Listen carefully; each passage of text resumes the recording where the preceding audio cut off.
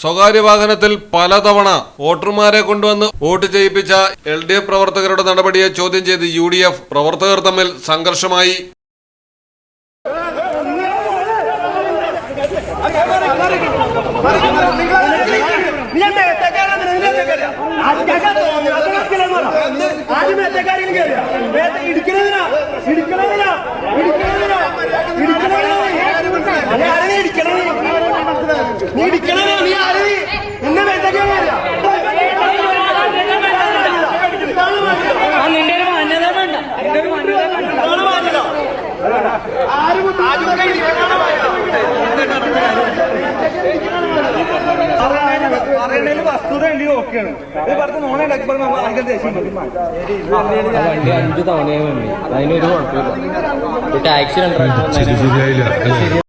കളമശ്ശേരിയിലാണ് സംഭവം. Government polytechnic കോളേജിലെ ബൂത്തിലേക്കാണ് ഒരേ വാഹനത്തിൽ തന്നെ LDF പ്രവർത്തകർ 5ലേറെ തവണ വോട്ടർമാരെ എത്തിച്ചത്. എന്നാൽ ഇത് നിയമവിരുദ്ധമാണെന്നും ടാക്സി, ഓട്ടോ തുടങ്ങിയ മാർഗങ്ങളിലൂടെ മാത്രമേ ഇത് ചെയ്യാൻ പാടുള്ളൂ എന്നായിരുന്നു UDFന്റെ വിമർശനം. സംഭവം ചോദ്യം ചെയ്യലും കയ്യാങ്കളിയിലേക്കും വഴിമാറി. ഒടുവിൽ കൂടുതൽ പോലീസ് എത്തിയാണ് ഇരുവിഭാഗത്തെയും സ്ഥലത്തുനിന്ന് മാറ്റിയത്. മലയാളം ടെലിവിഷൻ, കൊച്ചി.